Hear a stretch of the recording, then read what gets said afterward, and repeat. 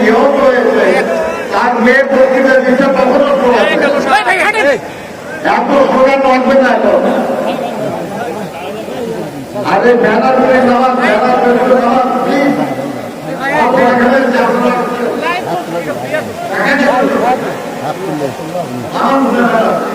আপনাদের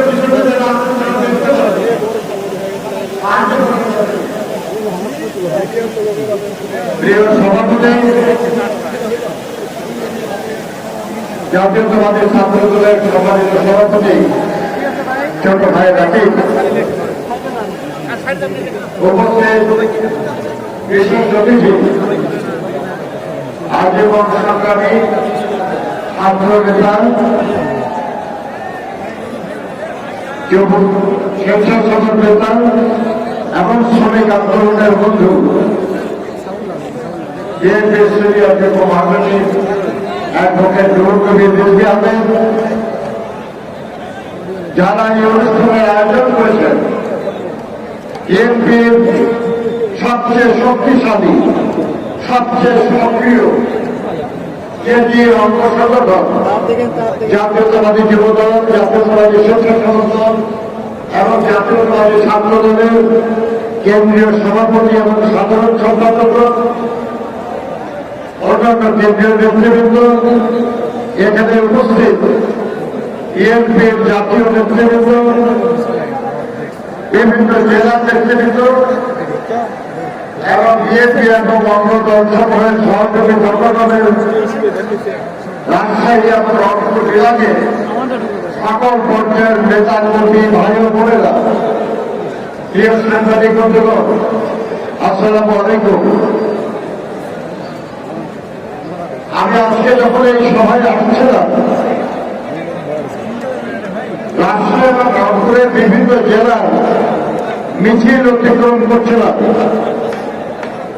আমার খুব ভালো লেগেছে, মিছিলে আমি যাদেরকে দেখেছি তারা তরুণ ছিল,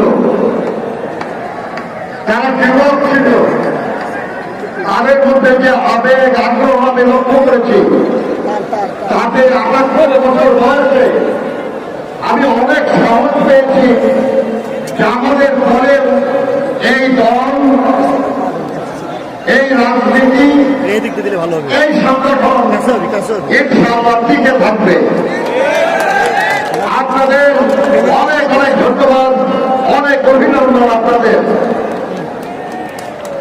যারা তরুণদের প্রতিনিধি বলে নিজেদের দাবি করেন এবং বড় বড় কথা বলেন, আমি আহ্বান জানাবো তাদের এই ময়দানে এসে দেখে যান যে আসলে তরুণদের প্রতিনিধিত্ব করে কারা।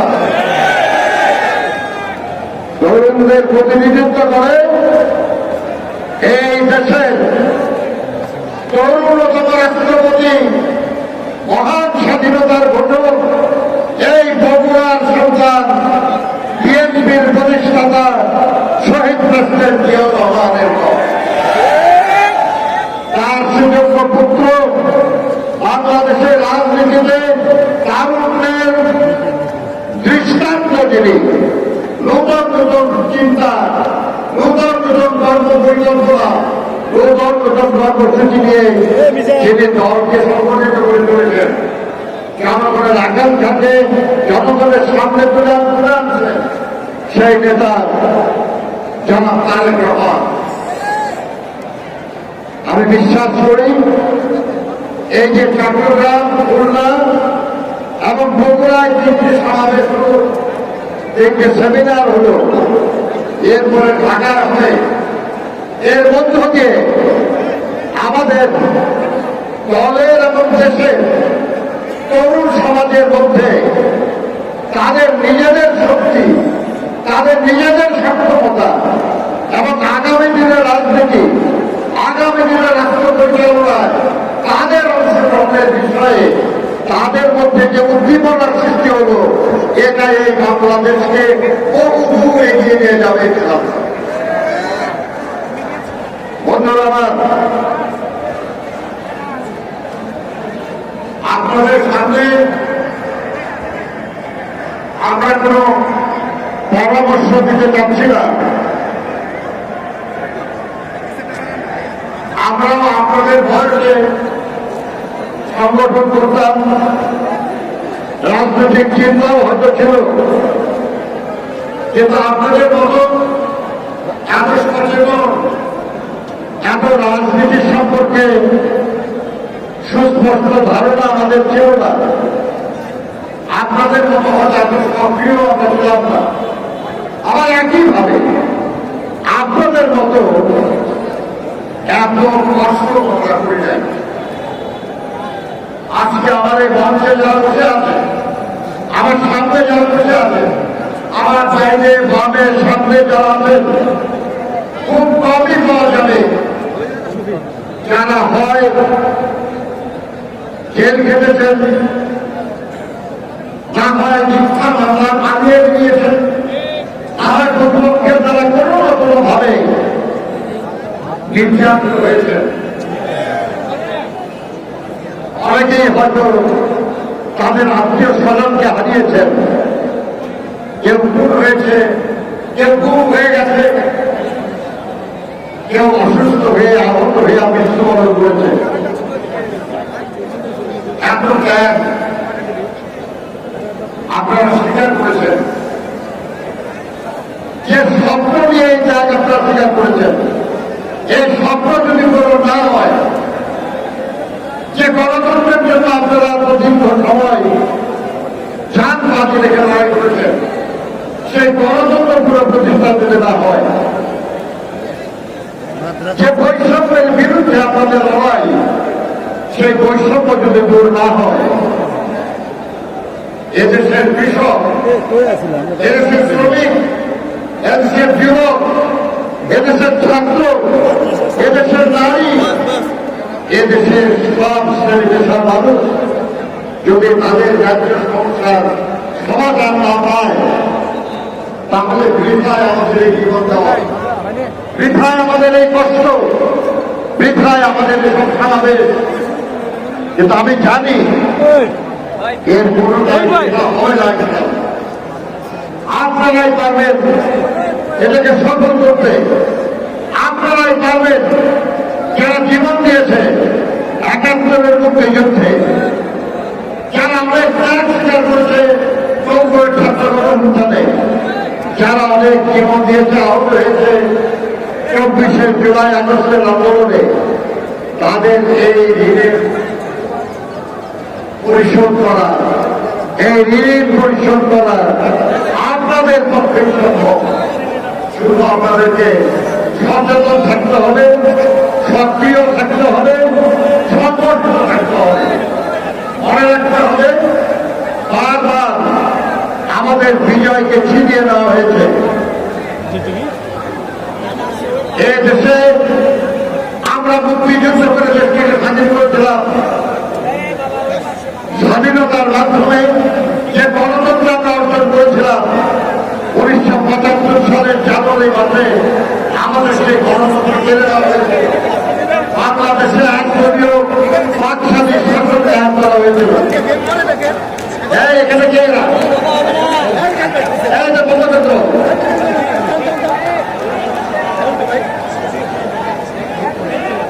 সেই একদলীয় বাকশাল শাসনে অবসান ঘটিয়ে বহুদলীয় গণতন্ত্র প্রতিষ্ঠা করেছিলেন আমাদের নেতা শহীদ রাষ্ট্রপতি জিয়াউর রহমান বীর উত্তম। আমরা একবার অর্জন করলাম, আবার হারিয়ে ফেললাম, আবার অর্জন করলাম। তারপরে জিয়াউর রহমান নিহত হলেন। জাতীয় বা আন্তর্জাতিক চক্রান্তে তাকে জীবন দিতে হতো। তার ১ বছর যেতে না যেতেই বাংলাদেশে সামরিক আবার আমরা গণতন্ত্র হারালাম।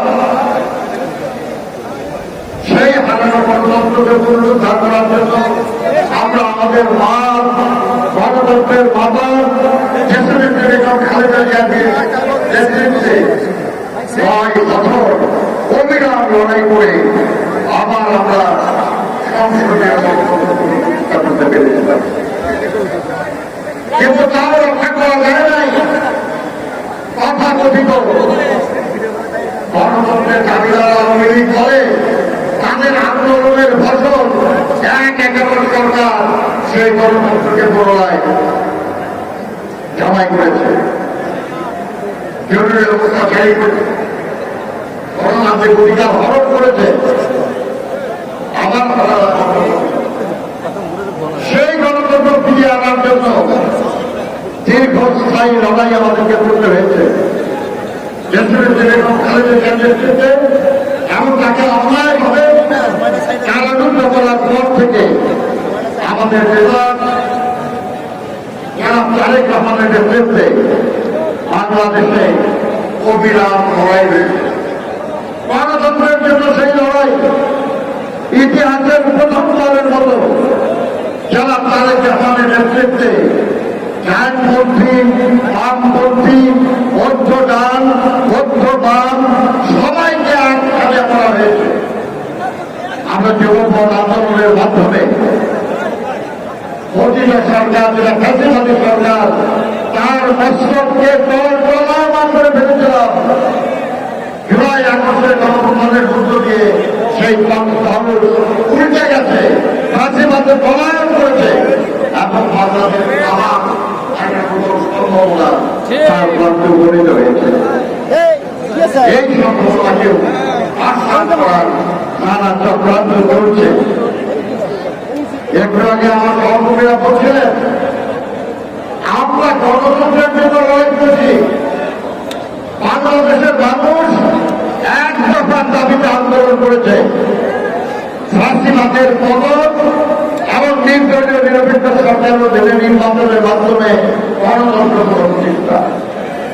এই এক দফার একটা অংশ আদায় হয়েছে, আর একটা অংশ আদায় হয় নাই। ওটাই প্রথম কাজ, ওটাই প্রধান কাজ।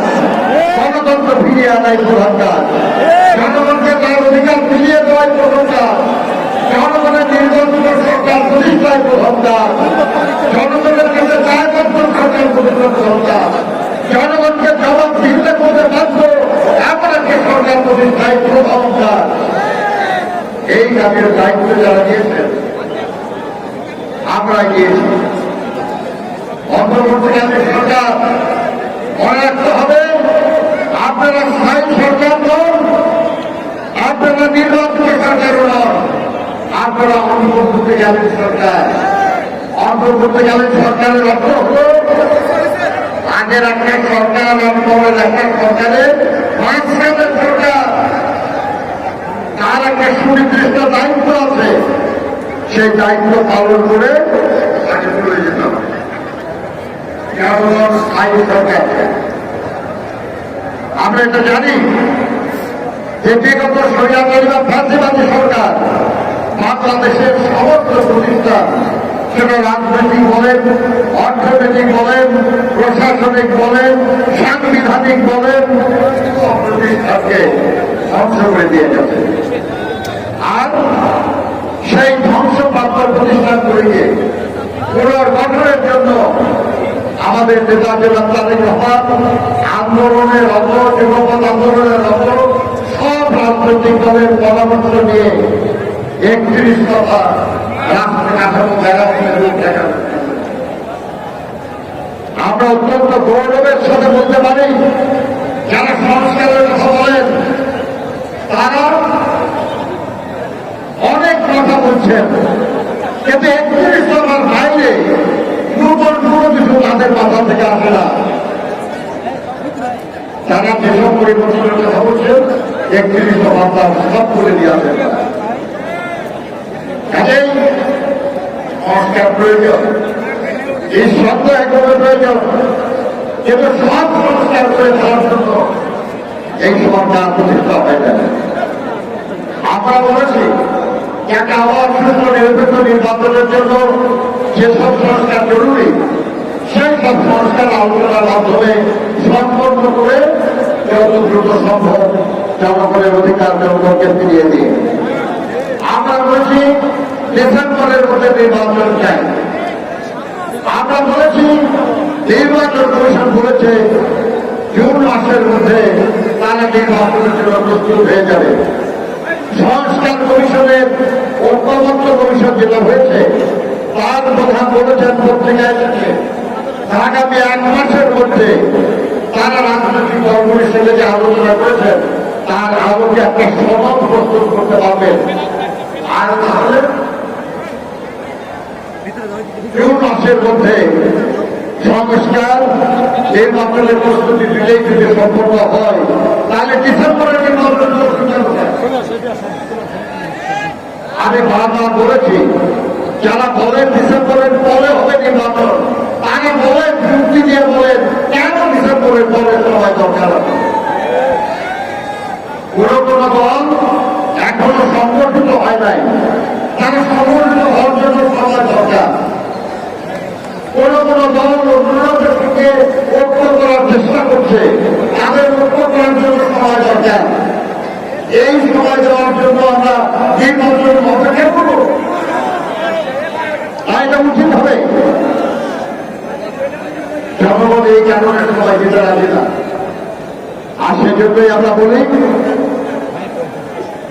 যে আইন সভার জন্য আমার হাজারো ভাই খুন হয়েছে গুম হয়েছে অত্যাচারিত হয়েছে নির্যাতিত হয়েছে আহত হয়েছে জেল খেটেছে পালিয়ে নিয়েছে সর্বহানি শিকার হয়েছে সেই এক দফার অবশিষ্ট কাজ 1 নম্বর সেটাই গ্রহণ করতে হবে জনগণের ক্ষমতা জনগণের কাছে ফিরে দিতে হবে এই যে লড়াই এই লড়াই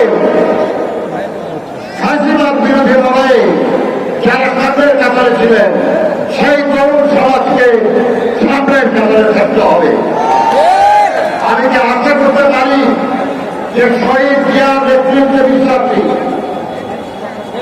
এবং খালেদা জিয়ার নেতৃত্বে বিশ্বাসী যারা তারেক রহমানের নেতৃত্বে বিশ্বাসী এই তরুণ সমাজ আপনারা কি সেই সময়ে শক্তিশালী ভূমিকা পালন করতে রাজি আছেন আপনারা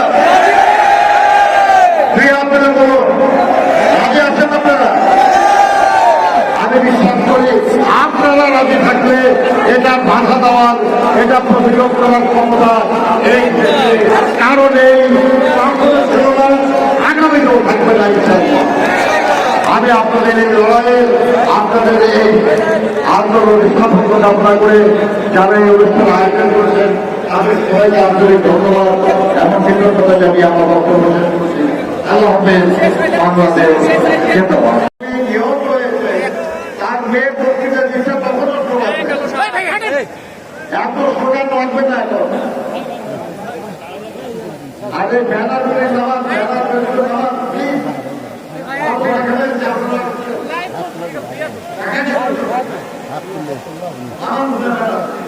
আপনাদের পিছনে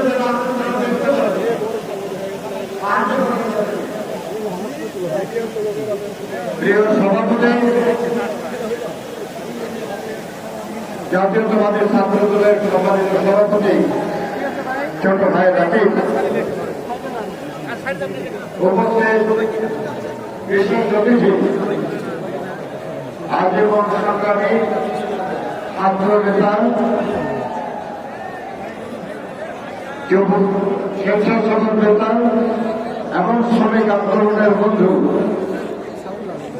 বিএনপির সিনিয়র যুব মহাসচিব অ্যাডভোকেট রুহুল কবির রিজভী আহমেদ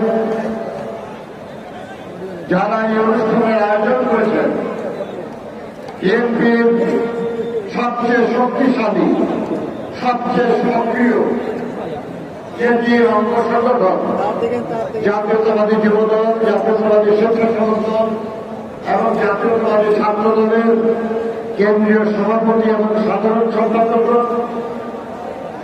অন্যান্য কেন্দ্রীয় নেতৃবৃন্দ এখানে উপস্থিত বিএনপির জাতীয় নেতৃবৃন্দ বিভিন্ন জেলার নেতৃবৃন্দ এবং বিএনপি এবং অঙ্গ দল সমূহের সহযোগী সংগঠনের রাজশাহী এবং রংপুর বিভাগে সকল পর্যায়ের নেতা কর্মী ভাই ও বোনেরা প্রিয় সাংবাদিক বন্ধুগণ আসসালামু আলাইকুম। আমি আজকে যখন এই সভায় আসছিলাম রাজশাহী এবং রংপুরের বিভিন্ন জেলা আমরা মিছিল অতিক্রম করছিলাম। আমার খুব ভালো লেগেছে, মিছিলে আমি যাদেরকে দেখেছি তারা তরুণ ছিল,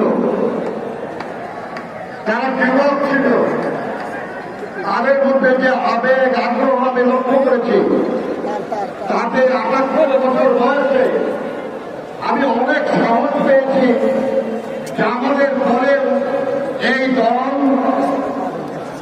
এই রাজনীতি, এই সংগঠন ইনশাআল্লাহ টিকে থাকবে। আপনাদের অনেক অনেক ধন্যবাদ, অনেক অভিনন্দন আপনাদের। যারা তরুণদের প্রতিনিধি বলে নিজেদের দাবি করেন এবং বড় বড় কথা বলেন, আমি আহ্বান জানাবো তাদের এই ময়দানে এসে দেখে যান যে আসলে তরুণদের প্রতিনিধিত্ব করে কারা। তরুণদের প্রতিনিধিত্ব করে এই দেশের তরুণতম রাষ্ট্রপতি, মহান স্বাধীনতার ঘটক, এই বগুড়ার সন্তান, বিএনপির প্রতিষ্ঠাতা শহীদ প্রেসিডেন্ট জিয়াউর রহমানের দল।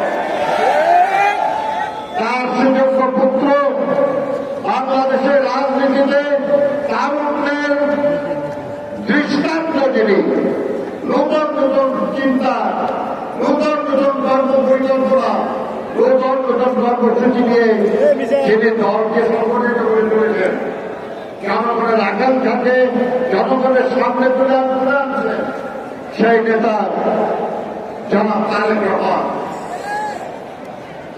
আমি বিশ্বাস করি এই যে চট্টগ্রাম, খুলনা এবং বগুড়ায় 3টি সমাবেশ হল, 3টি সেমিনার হল, এরপরে ঢাকা হয়, এর মধ্য দিয়ে আমাদের দলের এবং দেশের তরুণ সমাজের মধ্যে তাদের নিজেদের শক্তি, তাদের নিজেদের সক্ষমতা এবং আগামী দিনের রাজনীতি, আগামী দিনের রাষ্ট্র পরিচালনায় তাদের অংশগ্রহণের বিষয়ে তাদের মধ্যে যে উদ্দীপনার সৃষ্টি হল, এটা এই বাংলাদেশকে বহু দূর এগিয়ে নিয়ে যাবে। বন্ধুরা আমার, আপনাদের সামনে আমরা কোন পরামর্শ দিতে চাচ্ছি না।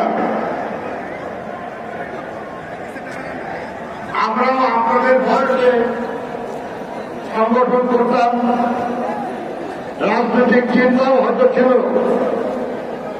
কিন্তু আপনাদের মতো এত সচেতন, এত রাজনীতি সম্পর্কে সুস্পষ্ট ধারণা আমাদের ছিল না। আপনাদের মতো হয়তো এত সক্রিয় আমরা ছিলাম না। আবার একইভাবে আপনাদের মতো এত কষ্ট আমরা করে যাই। আজকে আমার এই মঞ্চে যারা বসে আছে, আমার সামনে যারা বসে আছে, আমার বাইরে বামে সামনে যারা আছেন, খুব কমই পাওয়া যাবে যারা হয়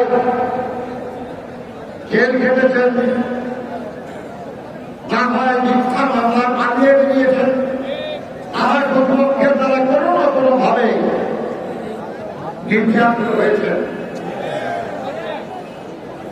অনেকেই হয়তো তাদের আত্মীয় স্বজনকে হারিয়েছেন, কেউ খুন হয়েছে, কেউ গুম হয়ে গেছে,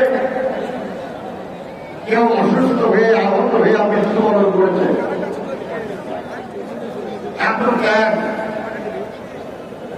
আপনারা স্বীকার করেছেন, যে স্বপ্ন নিয়ে এই ত্যাগ আপনারা স্বীকার করেছেন, এই স্বপ্ন যদি কোনো না হয়, যে গণতন্ত্রের জন্য আপনারা দীর্ঘ সময় যান বাজি রেখে লড়াই করেছেন, সেই গণতন্ত্র পুরো প্রতিষ্ঠা দিতে না হয়, যে বৈষম্যের বিরুদ্ধে আপনাদের লড়াই, সেই বৈষম্য যদি দূর না হয়, এদেশের কৃষক, এদেশের শ্রমিক, এদেশের যুবক, এদেশের ছাত্র, এদেশের নারী, এদেশের সব শ্রেণী পেশার মানুষ যদি তাদের রাজ্য সমস্যার সমাধান না পায় তাহলে বৃথায় আমাদের এই জীবন দেওয়া, বৃথায় আমাদের এই কষ্ট, বৃথায় আমাদের এসব সমাবেশ। কিন্তু আমি জানি এর কোনটাই হয় না। আপনারাই পারবেন এটাকে সফল করতে, আপনারাই পারবেন যারা জীবন দিয়েছে ৭১-এর মুক্তিযুদ্ধে, যারা অনেক ত্যাগ স্বীকার করেছে ৯০ ছাত্র গণঅভ্যুত্থানে, যারা অনেক জীবন দিয়েছে, আহত হয়েছে ২৪শে জুলাই আগস্টের আন্দোলনে, তাদের এই ঋণের পরিশোধ করা, এই ঋণ পরিশোধ করা আপনাদের পক্ষে সম্ভব। শুধু আপনাদেরকে সচেতন থাকতে হবে, সক্রিয় থাকতে হবে, সংগঠিত থাকতে হবে। মনে রাখতে হবে বারবার আমাদের বিজয়কে ছিনিয়ে নেওয়া হয়েছে। এই দেশে আমরা মুক্তিযুদ্ধ করে দেশটাকে স্বাধীন করেছিলাম। স্বাধীনতার মাধ্যমে যে গণতন্ত্র আমরা অর্জন করেছিলাম ১৯৭৫ সালের জানুয়ারি মাসে আমাদের সেই গণতন্ত্র কেড়ে নেওয়া হয়েছে। বাংলাদেশে একদলীয় পাকশালী শাসন কায়েম করা হয়েছিল। এখানে কে না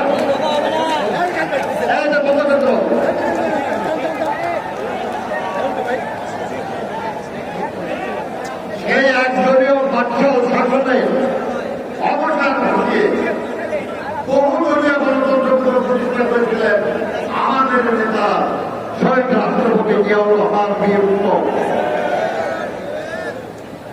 আমরা একবার অর্জন করলাম, আবার হারিয়ে ফেললাম, আবার অর্জন করলাম। তারপরে শহীদ জিয়াউর রহমান নিহত হলেন। জাতীয় ও আন্তর্জাতিক চক্রান্তে তাকে জীবন দিতে হতো। তার ১ বছর যেতে না যেতেই বাংলাদেশে সামরিক আবার আমরা গণতন্ত্র হারালাম।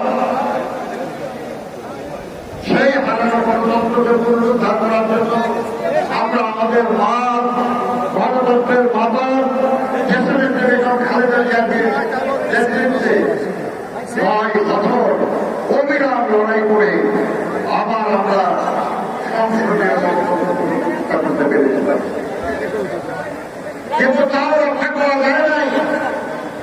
কথা কথিত গণতন্ত্রের দাবিদার আওয়ামী লীগ করে তাদের আন্দোলনের ফসল ১/১১ সরকার সেই গণতন্ত্রকে পুনরায় জমাই করেছে, জরুরি অবস্থা জারি করেছে, গণতান্ত্রিক অধিকার হরণ করেছে।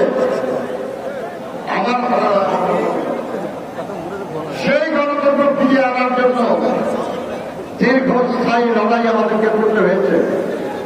দেশের বেগম খালেদা জিয়ার নেতৃত্বে এবং তাকে অন্যায়ভাবে কারারুদ্ধ করার পর থেকে আমাদের নেতা জনাব তারেক রহমানের নেতৃত্বে বাংলাদেশে অবিরাম লড়াই হয়েছে।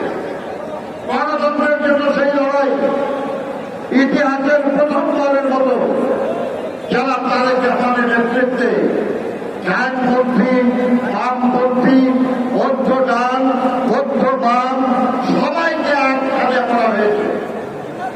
আমরা যুবপথ আন্দোলনের মাধ্যমে মোদী সরকার, যেটা ফ্যাসিবাদী সরকার, তার মস্তককে টলায়মান করে ফেলেছিলাম। জুলাই আগস্টের গণঅভ্যুত্থানের মধ্য দিয়ে সেই উল্টে গেছে, ফ্যাসিবাদের পলায়ন করেছে এবং বাংলাদেশ আমার সম্ভাবনা তার প্রান্ত উপনীত হয়েছে। এই সম্ভাবনাকেও আশ্বাস করার নানা চক্রান্ত চলছে। একটু আগে আমার সহকর্মীরা বলছিলেন আমরা গণতন্ত্রের জন্য লড়াই করছি। বাংলাদেশের মানুষ ১ দফার দাবিতে আন্দোলন করেছে, ফ্যাসিবাদের পতন এবং নির্দলীয় নিরপেক্ষ সরকার অধীনে নির্বাচনের মাধ্যমে গণতন্ত্র প্রতিষ্ঠা। এই ১ দফার একটা অংশ আদায় হয়েছে, আর একটা অংশ আদায় হয় না। ওটাই প্রথম কাজ, ওটাই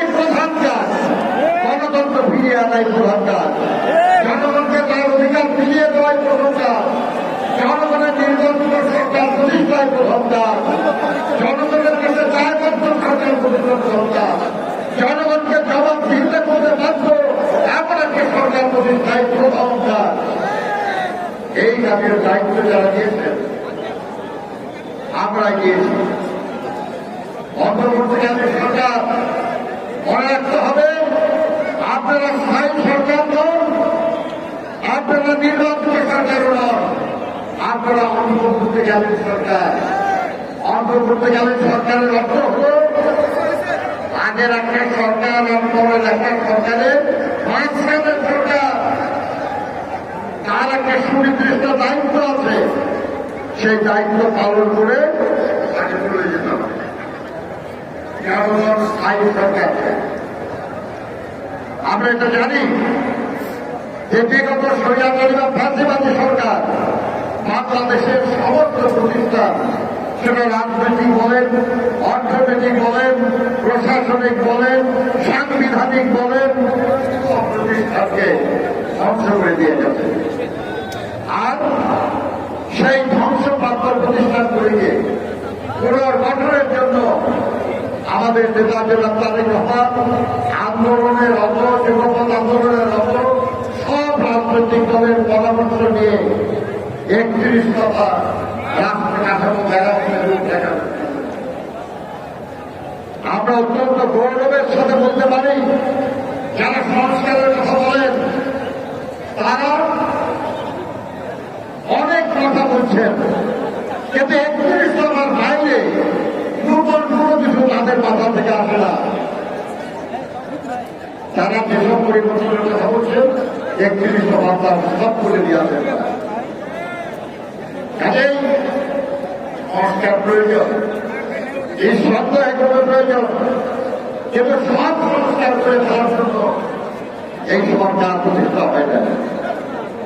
আমরা বলেছি একটা আবার সুস্থ নিরপেক্ষ নির্বাচনের জন্য যেসব সংস্কার জরুরি সেই সব সংস্কার আলোচনার মাধ্যমে সম্পন্ন করে যত দ্রুত সম্ভব জনগণের অধিকার জনগণকে ফিরিয়ে দিয়ে আমরা বলেছি ডিসেম্বরের মধ্যে নির্বাচন চাই। আমরা বলেছি নির্বাচন কমিশন বলেছে জুন মাসের মধ্যে তারা নির্বাচনের জন্য প্রস্তুত হয়ে যাবে।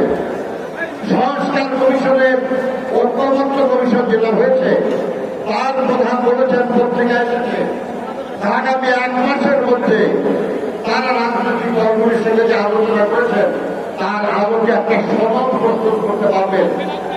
আর তাহলে জুন মাসের মধ্যে সংস্কার নির্বাচনের প্রস্তুতি দিলেই যদি সম্পন্ন হয় তাহলে ডিসেম্বরের নির্বাচন। আমি বারবার বলেছি, যারা বলেন ডিসেম্বরের পরে হবে নির্বাচন, তারা বলেন যুক্তি দিয়ে বলেন কেন ডিসেম্বরের পরে সময় দরকার আছে। কোন কোন দল এখনো সংগঠিত হয় নাই, তারা সংগঠিত হওয়ার জন্য সময় দরকার। কোন কোন দল অন্যদের সঙ্গে ঐক্য করার চেষ্টা করছে, তাদের ঐক্য করার জন্য সময় দরকার। এই সময় দেওয়ার জন্য আমরা নির্বাচন অপেক্ষা করব, এটা উচিত হবে। জনগণ এই কারণে সময় দিতে রাজি না, আর সেজন্যই আমরা বলি যে আর দফার জন্য আমার হাজারো ভাই খুন হয়েছে, গুম হয়েছে, অত্যাচারিত হয়েছে, নির্যাতিত হয়েছে, আহত হয়েছে, জেল খেটেছে, পালিয়ে বেরিয়েছে, সর্বহানির শিকার হয়েছে। সেই আর দফার অবশিষ্ট কাজ 1 নম্বর, সেটাই গ্রহণ করতে হবে। জনগণের ক্ষমতা জনগণের কাছে ফিরে দিতে হবে। এই যে লড়াই, এই লড়াই ফাঁসিবাদ বিরোধী লড়াই, যারা সামনের কাতারে ছিলেন সেই তরুণ সমাজকে সামনের কাতারে থাকতে হবে। আমি কি আশা করতে পারি যে শহীদ জিয়ার নেতৃত্বে বিশ্বাসী,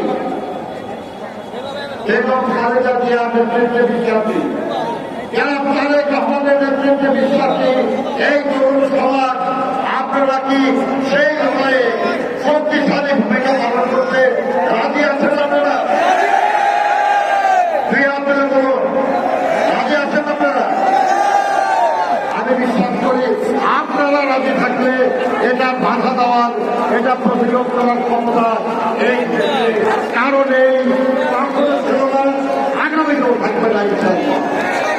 আমি আপনাদের এই লড়াইয়ে, আপনাদের এই আন্দোলনের সাফল্য কামনা করে যারা এই অনুষ্ঠান আয়োজন করেছেন তাদের সবাইকে আন্তরিক ধন্যবাদ এবং কৃতজ্ঞতা জানিয়ে আমার বক্তব্য শেষ করছি। আল্লাহ হাফেজ। বাংলাদেশ জিন্দাবাদ।